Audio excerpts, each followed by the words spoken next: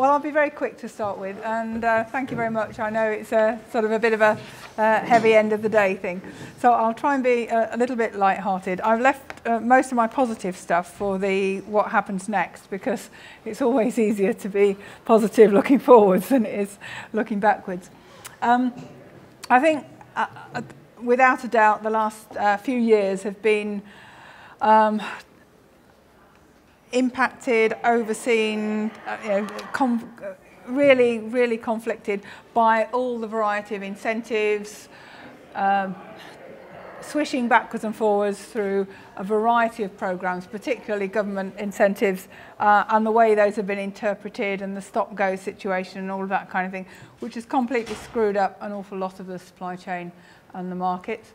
A lot of the things that were put in place some years ago in the anticipation of a thriving and healthily developing refurbishment and retrofit market, the support systems that were put in place, the ERDF projects, so on and so forth, that were all there in order to try and help this emerging sector, really didn't manage to deliver what they wanted to deliver, mainly because the jobs weren't there, the market wasn't there, and therefore the supply chain partners were not there wanting to be helped to access that market. So it's a kind of a non-virtuous circle in that respect. Other things that I think have happened particularly, and maybe very much more in the more recent years, is a gradual growing awareness of the fact that quality is variable and a significant issue in refurbishment. There are unintended consequences that people didn't used to pay a great deal of attention to, but there's murmurs that I started some murmurs a little while ago, 2 years ago, about the possibility of mis-selling or being accused of mis-selling if you're not delivering what you're expected to deliver, and so on. And there's tools and techniques that are becoming available but not yet widely available for assessing the performance, before and after performance, what the uplift should be, and then getting that regularised and contractualised so that people can be held to account and therefore can be incentivised to deliver good quality, which needs in turn good skills, good services, good processes and the like. So I'll leave it there and leave some for others to talk about. A whole minute to go. All right. I'm going to go to Nigel next, because you're going to be on after that. So rather than have two go doses of you could go next. So I think sort of rewinding 5 years to 2010 was when I really got into retrofit through the TSB Retrofit for the Future programme, having previously worked largely on commercial buildings as a consultant doing building physics. And the outcome of that project really got me into retrofit, and that's why I joined Keepmoat to try and upscale that across the Keepmoat business. And I think what was delivered on the TSB projects, although a lot of them were very, very expensive, was actually a much more robust whole house solution than what we are now seeing in what probably be considered semi-whole house solutions. And I think one of the things that was very good about the TSB project was we monitored them all, and we did deal with eaves details, we did deal with floor insulation, floor details, and certainly a lot of the properties we did worked very well. I think we delivered 3 of the 4 top performing properties, and 2 of them met the 80% carbon reduction. So very happy customers, and some really good solutions that work very well. And some of ours only cost £25,000 a house rather than 150. So they were really good solutions. They were monitored, and I was very confident that we were going to take that forward through the CESP programme, which we did a lot of work on, and again had some very good schemes under CESP where we were doing proper whole house retrofits still, and getting everyone in an area to sign up, every household, whether it's private, rented, owner occupied, and the social housing stock. So there were some real positives coming off the end of CESP. Unfortunately, I think when we moved into the world of Green Deal and Eco, everyone had very high aspirations of what that was going to deliver, and unfortunately what it's ended up delivering has been pretty disappointing, and I think also the quality has diminished in a lot of areas, but also the market and the supply chain is starting to struggle, And I think the next, well, we'll come to talk about the next few years in a bit. I won't go there, but I think that's a real challenge for us. I think a lot of companies are now starting to really struggle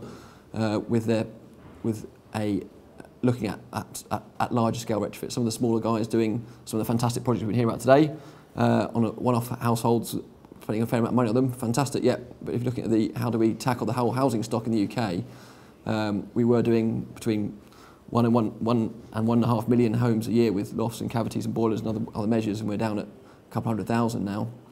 And some may say that's a good thing, but I think if we're going to meet the climate change target, that's a real issue. So I think we were heading in the right direction. We've got some useful data. We've got some useful knowledge from this period. I think we do know what to do and what not to do and what the issues are. I think the real challenge, which we'll come on to, is how we turn that into a policy framework which incentivises the people doing the work to do the works properly and not doesn't drive us towards solutions which don't tackle all the issues that we're now much more aware of. And I think that's part of the challenge that we've got. Thank you, Nigel. Also under time, keeping us going. John. Hi. There was this time 5 years ago, we just managed to secure some funding from DEC, probably the last of its kind, to support our Victorian Terrace project down at Watford. That was 1.3 million, so that was it surprised us really. But they obviously saw value in saying, right, you've got a great project, we'll match fund it. We've taken a lot of the learning from the Pathfinder work that we've gone around the country and monitored. So it's kind of trying to apply all that into in one project. And of course, then come May, election, all changed. And they never really kind of engaged in the project after that, because then they went down the Green Deal route, and we know all about that.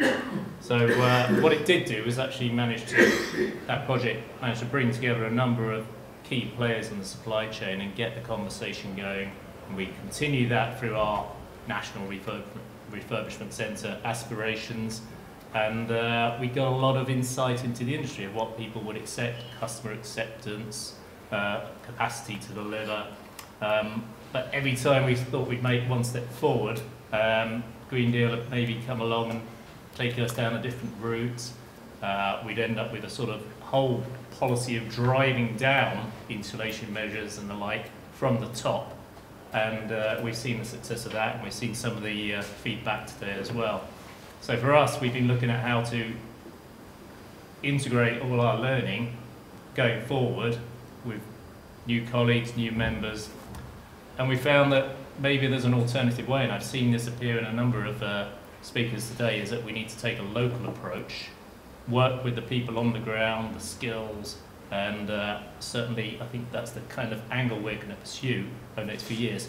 But also we've been looking at the whole health benefits of it, and again that's been reflected in some of the excellent speakers today who said what are the effects both on the actual cost of poor housing, where are we paying for that? Are we paying it through our NHS? Are we paying it through our poor education figures and the like? So there's a whole, it's not a wasted 5 years.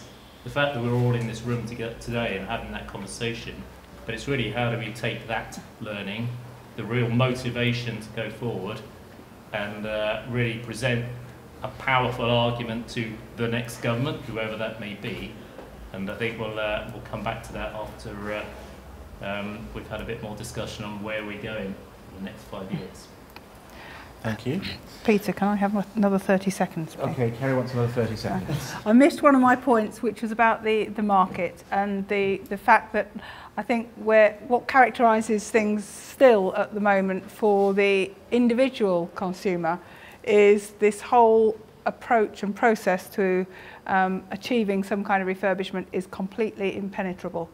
And however much we work at it from this end, at the moment, Joe Public, who wants to do something, does not know where to start, cannot find access to information. On the whole, there are some superb, specific initiatives. There's open homes stuff. There's stuff going on through the that's trying to happen through the Green Deal communities, and that's teaching us an awful lot as well. There's the Super Homes Network and other similar things, which are absolutely fantastic, where it actually touches people. But the vast majority of people are still blissfully or or not blissfully, frustratingly unaware of those. So I think that's the barrier we've still got to break on that one. Yeah. Okay. Right, Nigel, I'm going to give you the floor, and you can tell us what's going to happen. Okay, so I was asked to put together just a short sort of overview of where we're looking at policy-wise. I guess many of you in the room will probably have looked at the manifestos to try and dig out the relevant policies, but if you haven't, I'll summarise them, and I've also tried to turn it into what I believe a potential market size that would create in terms of retrofit funding coming into the marketplace to have an feel for where that's at. Just one thing to say, to frame it really.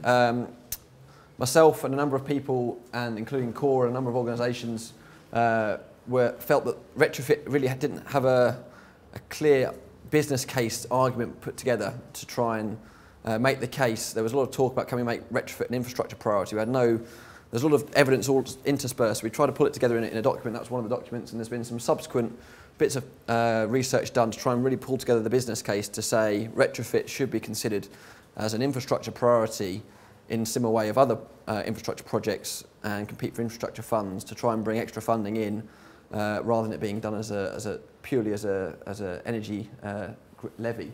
So that was a real push that was put together last year and pushed to all the political parties. As you'll see, some of them have picked up on it. The view that we needed a stable long-term funding stream that funded the works we needed to do, and we needed to do a lot of deep retrofits, not single measure retrofits, but deep whole house retrofits if we were to actually deal with tackling climate change, energy security, and delivering the quality and the performance and getting it right. So there was quite a strong ask that was put together by the industry, which in some cases has been looked at and in some cases hasn't. So I'm going to go through two scenarios. One is what we call I've been calling the blue plan, and one's the red plan. So a Conservative-led government or a Labour-led government, which is the two likely outcomes at the election. So Conservative manifesto was relatively light, and I did go to the Conservative Party conference as a business delegate, not as a Conservative Party member, I'd add, and they had Amber Rudd speaking there, and she said very, very little at all, if at all anything, about energy efficiency in a talk about energy efficiency that the UK GBC and others had put on for her. But all that's in there is a focus on low-cost energy efficiency measures with the aim of installating 1 million homes over the next 5 years. So the 5-year period, 1 million homes. Under Eco 2, which was started this month, that's already committing them to 842,000 installations by March 2017. So that leaves 158,000 installations over the last 3 years of the Parliament. So not a big upscaling, in fact, quite a big reduction. If you look at it historically, as I was saying earlier, the industry has been doing between 1 million and 1.5 million for 10 years. It's only that's where certain CEF came to an end. You had EC 2 previously. It's only where Eco and Green Deal came in that we had a big drop. And we're now looking at potentially dropping down, so sticking at this sort of level for a couple of years and then dropping down further beyond that. So in terms of that, what that leads in terms of market size, we believe that Eco 3 will drop to about a £200 million a year levy rather than the £1 billion that in theory Eco 2's at. We believe it's much nearer to sort of half of that. We understand that they would continue Green Deal HIF because they see it's a roaring success because the vouchers went like wildfire, and we believe they'll probably try and keep Green Deal finance going, which is putting money into the market, but it has got very little technical monitoring or quality controls that Eco has, which is one of the positives I would say about Eco.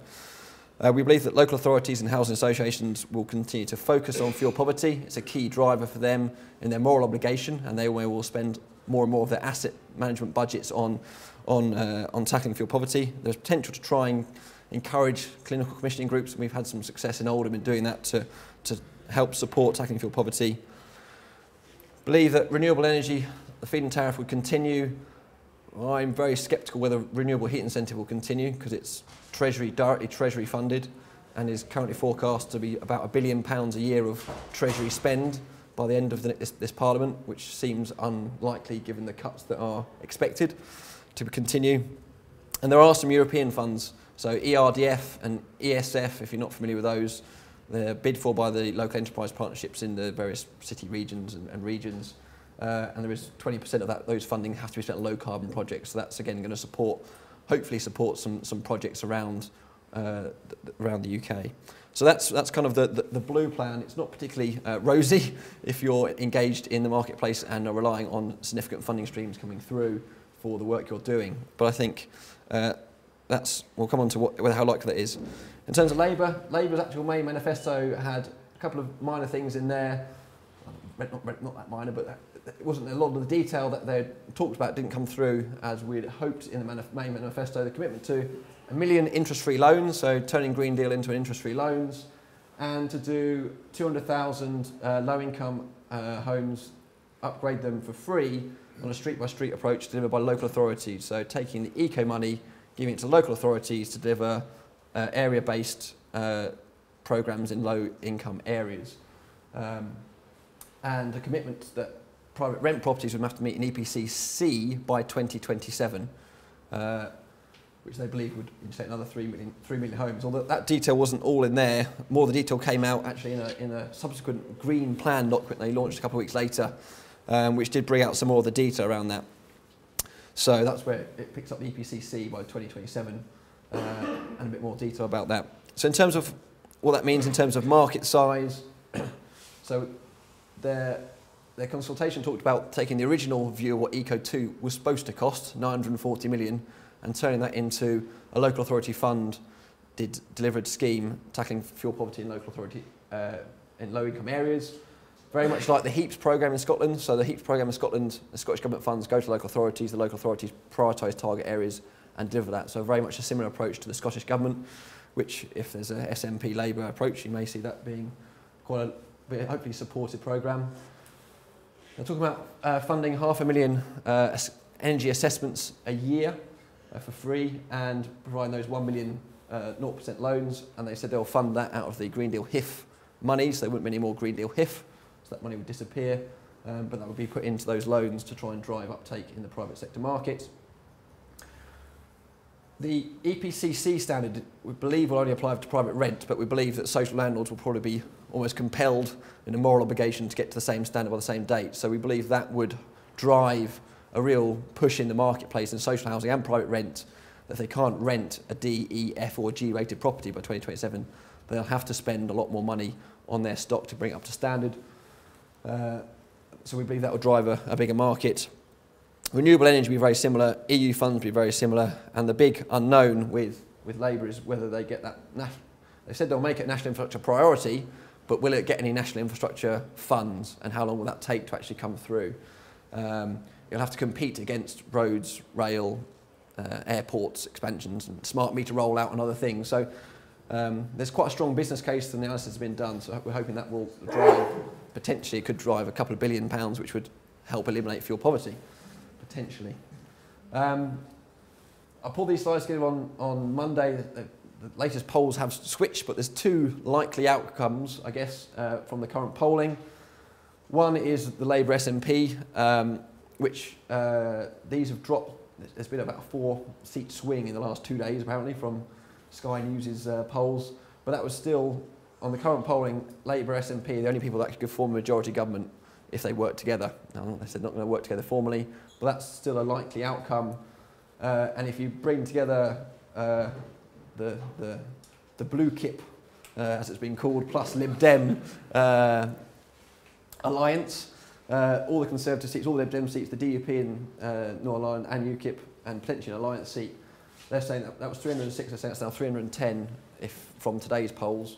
So that's still well short of a majority, so it'd have to be a minority Blue Clip and Lib Dem coalition of sorts to try and make that sound. So it's currently looking more like a Labour SNP government, which would drive that, hopefully a much bigger programme of retrofit, but that you could still get that outcome coming through because the Conservatives may well get the highest number of seats. So hopefully that gives you a bit of a feel for the two likely outcomes and where it's currently sitting in the polls. And I'll leave it up to you to where you put your costs in your election ballot as a result. And that was it. Great. Thank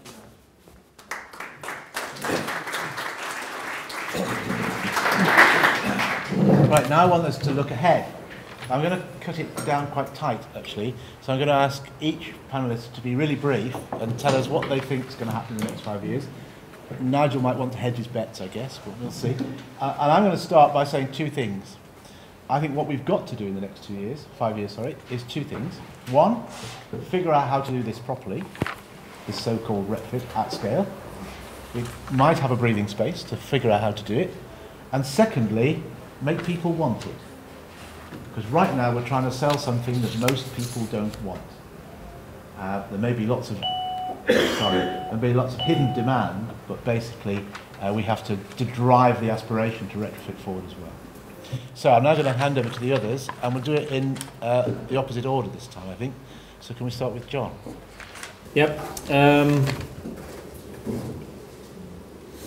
That's a very good illustration of hopefully where the money could come from, because we know there's going to be massive cuts somewhere within a Tory Liberal area, and I'm not sure where that, nobody knows where those cuts are going to come from, so you can make your own mind up.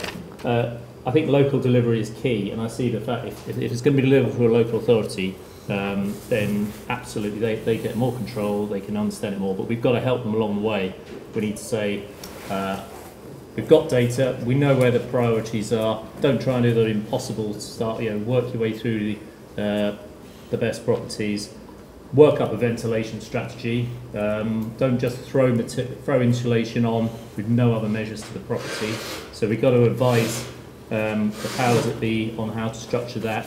At the moment, everything's geared around CO2 performance of the material, plus then we take a huge whack off it because of the performance gap that we believe is going to happen. And looking at some of the slides today, that is going to happen, but we need to really work on the quality. We also need to redefine how we quality assure things. The big thing missing from the Green Deal was having someone who was actually specifying the measures, not just assessing, but specifying, and quality checking it at the end. So if you're going to check that we get 100% performance, you've got a ventilation strategy built in, you're using an architect, a surveyor, a professional who understands the building locally, and we don't then build up this whole, what do you call it? So my interpretation, insulation equals litigation at the moment. We're building up a whole load of issues at the moment. Let's get that right, but it's about getting the quality right. And we were talking about 1 in 4 post-inspections instead of 1 in 10. No, we need 100% post-inspection, because I've worked with an industry in maintenance that if you told them you're doing 1 in 10, they played the percentages game. If you say you're doing 1 in 2, they'll get very nervous if they know everything's going to be checked. But they'll learn. You correct and you correct and you correct and you get it right locally. So with that, we'll get the health benefits. We'll get the young Chloe's grades are better at school because they were able to sort of be in a warm room, not all stuck in one room in the house. 3 generations, so we've seen that. So it's really getting, I'm nervous about it being attached to the infrastructure side of things. It'll be a small fish in a big pond with the infrastructure. Maybe we should attach it to a resilience agenda, where resilience can cover a whole load of issues. It covers ageing population, growing population. It's got to be a lifestyle decision as well. If you impose it, it's no good. If people want to actually be grabbing it and say, I want some of that, I want the health and wealth that goes with having those measures done to my house. So we've got to make sure they've got more money in their pocket because the bills are less, and they've got a healthier lifestyle as a result. So we've got to make a lot of informed decisions on that. So roll on. 900 million pounds a year. That's not quite 1.3 billion, but when we had 1.3 billion, we never spent it. We never spent it right anyway. So let's take the lessons from the last 5 years. Let's not repeat them over the next 5. Okay, Nigel. Okay, I think you set the challenge. We need to know how to do it properly, and I would say we do know how to do certain house types properly, and I think there are certain house types that we should focus on and get them done quickly and properly, and realise, certainly especially if they're in certain areas, so electrically heated high-rise tower blocks and non-traditional concrete properties. I think we've got solutions there. We know how to we know how to do that, and the impact that will have on health and fuel poverty in those areas. And I think they're a priority to get them done. I think the traditional buildings, I would agree. I think we need to take it a lot slower and think more about those. But I think there is the opportunity to get moving and get the industry up to speed and doing those properties which are lower risk but get them done right. I agree with the point about getting them right.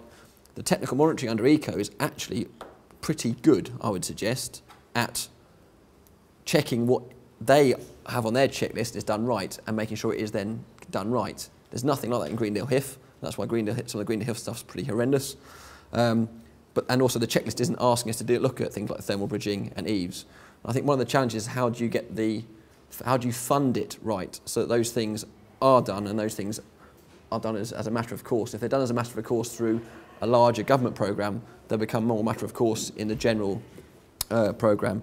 I think the other key area going forward in the next few years is to make more of the case for the health impacts and the health impacts of doing things right, and make people aware of the health impacts of not doing things right. And I think the stuff that we've seen where we've lifted people out of fuel poverty, the health impacts have been huge.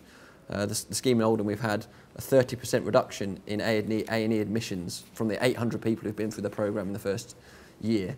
That is an enormous impact on A&E and on admissions into hospital, which is a key issue in the NHS. So I don't think we should underplay the impacts that doing it right. If we can fund it right, we can do it right. The industry will do it right. That can have on people's lives and on people's health. So I would hope if we get a move to more funding coming into the space, there's more attention focused on making sure the funding covers us to be able to do it right, and then some checks are there to make sure it's being done right, and some way of trying to capture on a better way the impacts that we're having, such that we can make the case to do more if it's working right. Thank you. So you get the last word, Kerry. Yeah, well, that's great. I agree with everything here, so I won't repeat it. That bit, I'll try and add one or two other bits. I think pulling some of this together, it's about creating a virtuous circle. It's about the information and the knowledge and the evidence and the testing, so that the people putting measures in can be held to account, so that can improve the reassurance and the confidence in the procurer, be that a social housing provider or an individual. That will begin to break down some of the barriers to market acceptance and some of the reasons why people don't do things, because they're really not sure it's going to deliver what they want, and they're not sure if it's going to work right, and are there going to be things left over that they're still struggling with weeks and months afterwards. So I think building confidence through that knowledge and reassurance and evidence base, and the assurance of delivery and performance is very relevant. So there'll be increasing performance guarantees and those backed by warranties, and maybe performance contracting associated with that. I think there'll be a lot more of that. There will need to be improved processes through integration of the supply chain, such that the risks and responsibilities along the supply chain are not stacked up one on top of the other. Because at the moment, that's what happens, and that adds cost, and that adds uncertainty, adds litigation and conflict and controversy within the supply chain. The final thing I just want to say is that I think the people who are most likely to slip through the net on this are the previous right to buy people. So we've found in the last few years that those people who are living in homes that they can't even afford a tin of paint to do up, because they bought them as a right to buy property, they didn't have the income and the economic base to keep them well maintained, still can't take advantage of any of the opportunities for finance. They're totally unable to do that on the whole. What would be awful is if we put more people in that position through a social housing right to buy. I think we will just be creating another layer or adding to that pool of people who are not able to adequately maintain their own home. So I think that's a big risk, and we need to try and find a solution for those people who are already in that position and those people who might subsequently fall into that position.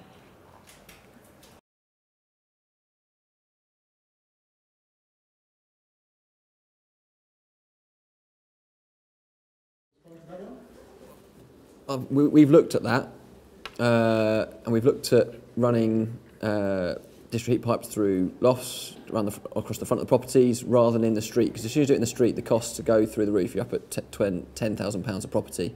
The issue is, as soon as one person says, no, I don't want those pipes across my roof or across the front of my property, you've then got to go down one house, out onto the road, along the road, back into the next house, and it just doesn't work. So there's a real challenge of how to get everyone bought into that. And I think unless you can guarantee it's going to be a lot cheaper, in which case the economics of doing it make it very difficult, or you've got waste heat on the doorstep, it's very hard to make that stack. So I think that's a very difficult solution to get away in reality. I think we're doing some of the sort of brick terraces in Leeds, as an example, in the Green Hill communities, and we're doing internal on the front, external on the back, where you've had the kitchen and bathrooms extensions on the back. And that solution's working relatively well, and it's had good uptake, doing some of the worst streets in Leeds, where we've got empty homes all over the place and 4 or 5 layers of landlords before we find the main landlord. So some real challenges, but it is working. The one challenge I would put back is, do we need to do a lot of those streets internally on the front, where we're potentially creating more issues? My view is there's a lot of those streets were due for demolition 10, 15 years ago, and we're now preserving them as brick terraces when a lot of them could be externally insulated on the front, in my opinion. I know there'll be lots of people, conservation people, who disagree with me, but I think that if they were considered for demolition 10 years ago, then why are we trying to preserve the fronts of them when we could have a much more robust, potentially much more cost-effective solution to do them externally, and which is an easier solution. There is also, I mean, they Innovate, or TSB, they've invested a lot of money in the heat storage program to try and really spur some good ideas on how do we shift to off-peak power through the heat. Heat pumps won't solve it, but heat pumps with decent thermal storage, or as we're moving down the electric, battery storage as well. So they've invested a lot of money there to see if we can actually number us up. We've been going through various phase 1, phase 2, phase 3 of that scheme to see how we can shift. So that there is a lot of stuff going. It'd be nice, I heard someone once say that if we took all the waste heat from nuclear power stations, we could convert all the buildings to code 4 straight away in the UK. But it's that's a good example of how much heat we do waste. But again, it probably linked into the renewable strategy as well, and the feed-in tariffs, because they're going to start limiting the amount of feed-in in certain areas. It's already limited because you're putting power back into the grid that's going to be dumped. So we're going to have to say, if you're going to generate, you've got to store.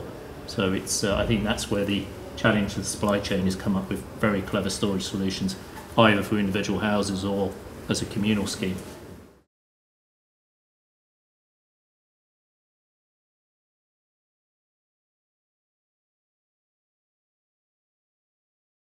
LABC still do that. I mean, we are either on demand and in some places by sort of surgery basis. But they try and do that almost as a loss leader for them as well, partly because they think it's a service that they feel they should be offering, and partly because they hope that then will mean people will come to them and when they actually need their building inspections done. Because they offer that service as well, but there is I think a need. I agree with you to give it greater status, to formalise it a little bit more, to connect them with information sources so they're better equipped to give that advice, because they're not experts in every field either. So.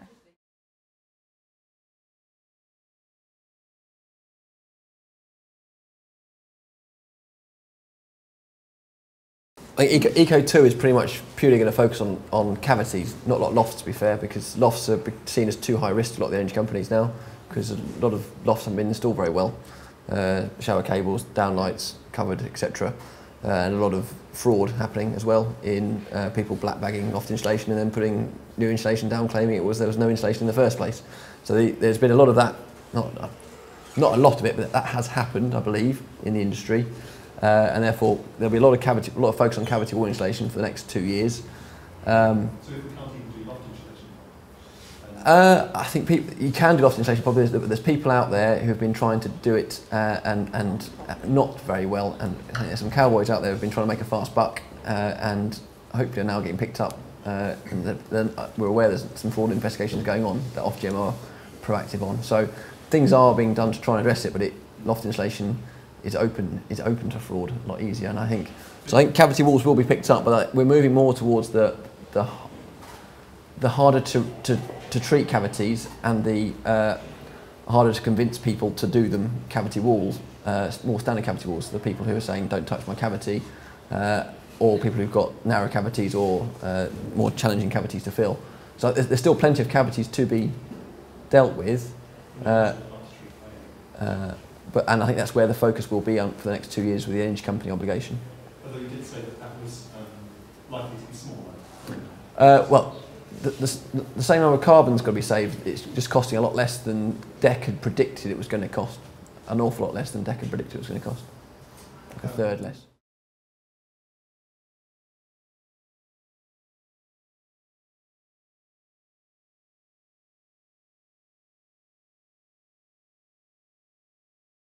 I'd say yeah, there's a push to electric heating. It's all part of the energy mix. How we're a net importer of of gas these days. It's liquid natural gas comes from Qatar, so that raises its carbon element as well. So they're thinking, well, we might as well use it to generate electricity than rather try and distribute it. So they're not going to put anyone new on the grid. So it's kind of make and do best we can. We can't, mind you, we're struggling to build one nuclear reactor, let alone replace the 8 that we really need. So that's a challenge pushed into the long grass for the next administration, I think. But also all the challenges we get from Europe about state aid funded nuclear power stations as well. But certainly electric seems to be the way forward. But ultimately, if we go back to suggestions from earlier speakers, we've got to reduce our energy demand first.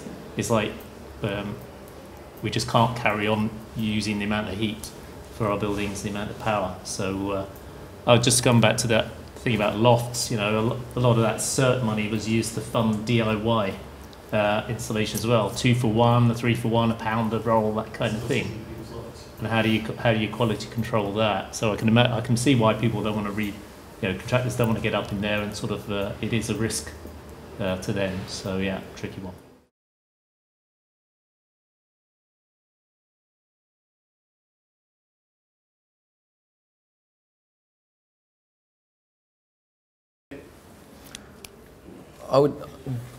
So I think on the smaller one-off projects where you've got more passionate people involved, they are done very well. I think there's an awful lot of stuff going through GD-HIF which is horrendous at the moment from some of the photos we've seen or some of the installations of EWI. I think the stuff that's generally done by large contractors is being done to either meet the eco specification or the client specification, which doesn't and often doesn't cover EVE's other details. We've seen it that way. The larger contractors, without mentioning any names, seem to be doing roughshod over the clients. They don't seem to be following their wishes, and as we said earlier, the Green would make recommendations and so would DEC, saying this is the right way to do the job, but they seem to have the amount of power and control to say we're not doing it. What's the way around that? Well, I would hope we're not doing that, and I don't think we are. I would suggest that if a client's got a specification which is saying doing it a certain way and the contractors aren't doing it, the contractor shouldn't be winning the work or should be told to do it. And I would imagine if you've got strong clients on that. If you're looking at private households getting eco works done through or GD-HIF works done through main contractors, then that's partly where the specification, the funding will only cover you to a certain level. And that's partly where I think part of the issue comes in terms of you've got to have a funding mechanism that actually enables you to do it properly. If you've got £5 to do a solid wall installation job, external wall installation on a 3-bed terrace, you're going to struggle to do it. Is it not time to bring back the clerk of works then? I think the technical. I would say the technical monitoring is where we've got building surveyors type people, and I think that could well be done better through building control rather than the technical monitoring agents. You do need to have that level of inspection, and the technical monitoring on eco is done pre-works, during works, and post-works about 10% of properties, whereas get your green installation accreditation, your PAS 2030, you get 1% audit, and it's generally done very, very quickly and not very in-depth. So I think there is a need for adopting more the TM strategy, but done that through either building control or your accreditation bodies for green deal installers, because I don't think the accreditation bodies do enough robust checks on the installs. To keep monitor that then themselves? We do our own internal audits in addition with the TM stuff, and where we've had failures, we've been doing 100% TMs because we've got to deal with the issues. Yeah, I just wanted to come in. There are circumstances where there's very neat, good quality work being done, but it's the wrong job. You know, it's a bit like doing a very good job at taking out the wrong hip joint or something like that. Because we're finding in some circumstances, you know, you get the situation where there's beautifully neat detailing around something that should have been moved away from the wall, insulated behind, and something pulled through. A lot of that with pipes and you know, flue vents and things like that. So there are circumstances where people on the ground are doing what they think is a very good job, and they're very proud of the workmanship that they're putting into it. But because they don't necessarily understand the consequences of some of the work that they're doing, they need to be better informed. They need to have that through their supply chain, through their organisation, to make sure that they have the right skills and the right understanding of the job that they're doing. So, I mean, I don't deny what's been said on either from either perspective here, but that's just another little bit of the jigsaw. We're finding some great jobs, but they're the wrong job. Isn't this always the case that it's push for numbers? The politicians are always pushing for numbers.